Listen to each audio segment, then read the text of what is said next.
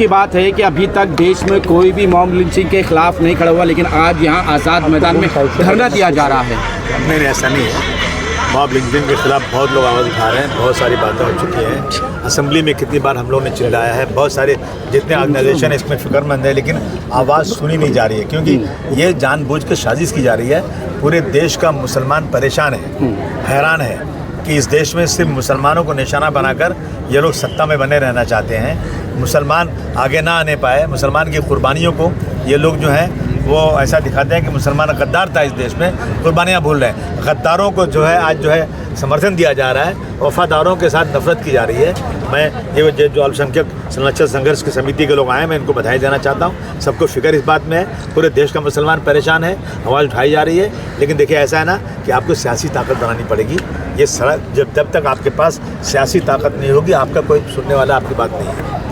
आसिम भाई, आपने जो प्राइवेट मेंबर बिल का जिक्र लास्ट टाइम पर असेंबली में किया था, अगर वो आज बन गया होता तो नाजिया इलाही खान जैसी बेहुदा औरत अल्लाह के रसूल की शान में गुस्ताखी नहीं करती। इसको लेकर आप क्या करेंगे? क्या इस बार आप वापस से आवाज़ उठाएंगे? भाई साहब, आवाज़ ने वो बिल रखी हुई, जैसे नंबर आएगा लाएंगे, लेकिन उसको पास होना चाहिए। अगर मेजॉरिटी से लोग पास करेंगे, क्योंकि असेंबली में सर गिना जाता है, अगर चाहे मेजॉरिटी हमारे साथ रहेगी तो ही पास होगा, नहीं तो पास नहीं होगा। ये जानबूझकर किया जा रहा है। अब ये अगर एक मुसलमान किसी गैर मुस्लिम की मंदिर, देवी देवता के बारे में एक लफ्ज़ बोल दे, किसी मंदिर पे कुछ गलत काम कर दे, तो याद रखना उसको मरना ज़रूरी है, उसको बर्बाद होना ज़रूरी है।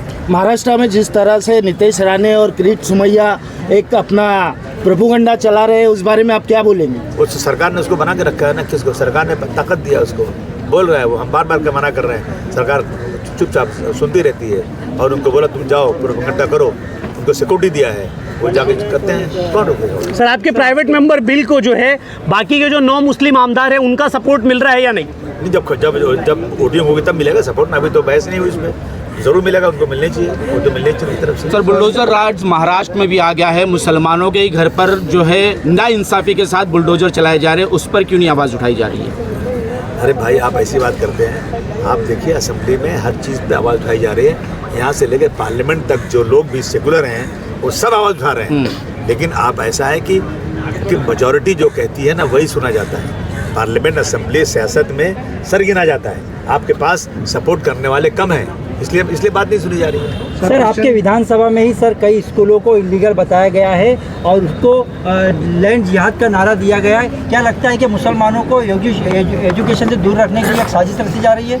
देखिए ऐसा है कि बम्बई शहर एक बहुत महंगी जगह है। बम्बई शहर में जो उन्होंने एजुकेशन का वो बताया है कि इतनी ज़मीन होना चाहिए, इतना कुछ होना चाहिए, वो पॉसिबल नहीं है। सरकार कोई स्कूल नहीं खोलती है, म्यूनिसिपलिटी पढ़ाती है, बीएमसी पढ़ाती है। बीएमसी में एक बच्चे के पढ़ाई का खर्चा 7-8 हज़ार रुपये महीने का होता है। और प्राइवेट जो स्कूल हम लोग के यहाँ चल रहे हैं, उन स्कूलों में तनख्वाह मिलती है 5-6 हज़ार टीचरों को, पढ़ी लिखी हाईली क्वालिफाइड टीचर। और बच्चों का स्टैंडर्ड बीएमसी के स्कूलों से ज़्यादा है। बीएमसी के स्कूलों से बहुत कम खर्चा होता है यहाँ पर। लेकिन ये लोग जो है ना, इन स्कूलों में जो बच्चे माइनॉरिटी पढ़ते हैं, इनको ये लोग हैरान कर रहे हैं। और ये जो दो छूटे हुए लोग हैं ना, ये ज़बरदस्ती कुत्तों की तरह भूखते हैं आकर के, और उनकी बातें सुनी जाती हैं। हर चीज़ को जिहाद, अरे उनको नहीं मालूम जिहाद कितना रिस्पेक्टेड लफ्ज़ है। जिहाद का मतलब स्ट्रगल करना है, जिहाद का मतलब खून बहाना नहीं है। लेकिन ये लोग लैंड जिहाद, कहीं जो है लव जिहाद, कहीं कब्रिस्तान के बारे में जिहाद, कहीं हर चीज़ को जिहाद करते रहते हैं। अब ज़रा इनका मन बहुत बढ़ गया है, अब फ्रेंड जिहाद आ गया है। अभी कोई इनको जिहाद लाएंगे। सर, क्रिश्चियन कम्युनिटी को भी सताया जा रहा है, उनका भी चर्च तोड़ा जा रहा है, उनको भी टारगेट बार बार किया जा रहा है, क्या कहेंगे? नहीं, देखिए ऐसा है कि क्रिश्चियन लोग जो है ना, आज उनके स्कूल जितने ना बड़े जितने सब बोलते हैं ना, जो सता रहे हैं ना, बड़े घरों में बैठे हैं ना, उनके बच्चे वहीं लाइन लगा के खड़े हैं एडमिशन लेने के लिए। और क्रिश्चियन लोग जो है गांव-गांव में जाकर लोगों को इलाज करते हैं, लिप्रेसी के पेशेंट को भी अपने यहाँ खाना खिलाते हैं। तो कुछ लोगों ने अपना धर्म परिवर्तन कर दिया, तो ये लोग नया लॉ ला रहे हैं कि भाई कोई धर्म परिवर्तन नहीं कर सकते। भाई जब एक फंडामेंटल राइट है, 18 साल के बाद मेरी मर्जी में किस धर्म में जाऊँ, मेरी मर्जी में कहाँ शादी करूँ, इन सारी चीज़ों को जो हमारी फंडामेंटल राइट है, सबको ख़त्म करके ये डिक्टेटरशिप लाना चाहते हैं। इसमें सबको इकट्ठा होना चाहिए, क्रिश्चियन समाज को भी ताकत के साथ उसके खिलाफ लड़ना चाहिए। और याद रखिए, डॉक्टर भीमराव अम्बेडकर ने कहा था कि जब सड़क सुनसान हो जाएगी ना, तो सांसद आवारा हो जाएगी। तो सड़क सुनसान हो गई है, संसद आवारा हो गई है, सड़क पे उतरिए अपना डिमांड लेकर। सर मॉब लिंचिंग जो है लगातार बढ़ती जा रही है, दाढ़ी टोपी देखकर अगर कुछ नहीं मिलता तो उनसे कहा जाता है कि मराठी बोलिए। भाई अरे मैं कितना जवाब दूँ आपको, मैं तो रोज़ झेल रहा हूँ, वो सब देख रहा हूँ इशू। ये सब चीज़ सारी चीज़ें जो आप कह रहे हैं बिल्कुल सही है, लेकिन इससे लड़ने के लिए आपको इकट्ठा होना पड़ेगा। क्या आदमी साहब विधानसभा में अब जैसा सत्र चल रहा है, क्या मराठी में अपना भाषण करेंगे? क्या ज़रूरी है? कोई ज़रूरी है क्या? उर्दू ज़बान अच्छी नहीं है क्या? हिंदी ज़बान अच्छी नहीं है क्या? अंग्रेज़ी अच्छी नहीं है क्या? मैं किसी ज़बान भाषण कर सकता हूँ। मेरी पढ़ाई लिखाई महाराष्ट्र में नहीं हुई है, तो मैं किसी के दबाव में नहीं बोलूँगा। दबाव, मुझे मराठी से प्यार है, मुझे कोई नफरत नहीं है, लेकिन मैं मेरी मर्जी से करूँगा, कोई मुझे डरा नहीं सकता है। सर क्रिश्चियन कम्युनिटी की भी आवाज़ उठाएंगे क्या? सबकी उठाते हैं, हाथ दबे कुछ देगी। हिंदू कम्युनिटी को जुल्म होता है उसको उठाते हैं। ठीक है। जिस तरह से भीड़ का एक समाज यहाँ पे आया हुआ है, तो यहाँ पे आने से आप यहाँ की जनता को मुंबई करो क्या मैसेज देना चाहेंगे? भीड़ से अल्पसंख्यक संरक्षण संघर्ष समिति जो देश में और महाराष्ट्र में जो मुसलमानों के ऊपर और अल्पसंख्यक समाज के ऊपर जो जुल्म और अत्याचार हो रहे हैं, तो उसके खिलाफ लड़ने के लिए समाज को एकजुट करने की कोशिश कर रही है। और साथ में ये आंदोलन, आज जो आज़ाद मैदान पे जो आंदोलन है, ये आंदोलन के ज़रिए से सरकार से सवाल करना चाहती है कि ये जुल्म और अत्याचार जो हो रहे हैं, तो ये इसका कारण क्या है, ये उसका जवाब दे।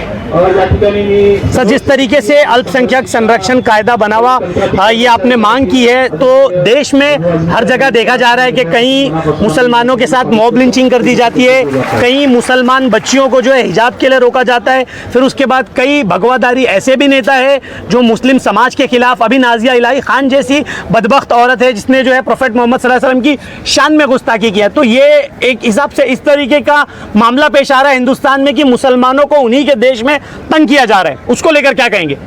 देश में संविधान है और कानून है तो सभी को बराबर है, लेकिन देश में मुसलमानों के खिलाफ अलग कानून और बाकी के समाज के लिए अलग कानून, ऐसा नज़रिया हमको देखने में आ रहा है।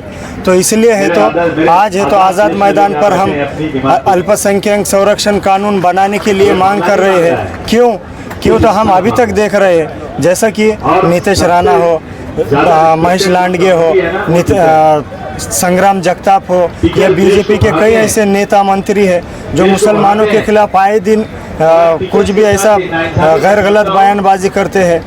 कुछ है तो मॉब लिंचिंग के ज़रिए से तो आज मुसलमानों को मारा जा रहा है। हमारे जो मंदिर, मस्जिदें हैं, दरगाह है, खानखा है, कब्रस्तान है, मदरसे हैं, इन्हें तोड़ा जा रहा है, लेकिन तोड़ने के ऊपर है तो उनके ऊपर कोई कार्रवाई नहीं की जा रही है। एडवोकेट इलियास साहब, जिस तरीके से आप अल्पसंख्यक संरक्षण कायदा बनाने के लिए भीड़ से चलकर यहाँ पर आए, तो भीड़ के जो आमदार है, भीड़ के जो खासदार है और भीड़ के जो लोकल पॉलिटिकल ग्रुप्स है, उनका आपको कितना सपोर्ट मिल रहा है, कितना समर्थन मिल रहा है? हम है तो भीड़ के खासदार को भी मिले, बजरंग बप्पा सोनवणे को जाकर उन्हें है तो दावत दी। भीड़ के है तो जितने एमएलए हैं, जैसा विजय राजे पंडित है, संदीप सिरसागर है, सोलंके है, इन सबको निवेदन दिया और बताया गया कि भाई आज़ाद मैदान पर हम 22 जून को बैठने वाले हैं, आप है तो ये विषय को लक्ष्य विधि में असेंबली में लीजिए और आज़ाद मैदान पर विजिट भी दीजिए।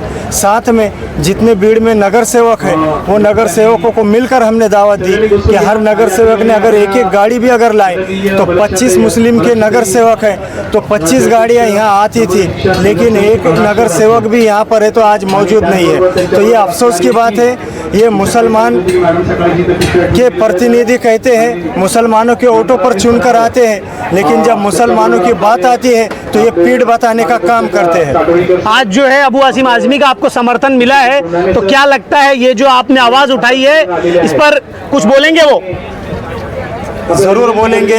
कई सालों से उनको, अबू आसिम आज़मी साहब को हम देखते हैं कि मुस्लिम मसलों को और अल्पसंख्यक मसलों को लेकर असेंबली में है तो वो बेबाक बने हैं तो बोलते हैं, और इस विषय को भी हमने उनसे 2 बार मिल चुके हैं और ये विषय उनको समझाकर बताया है।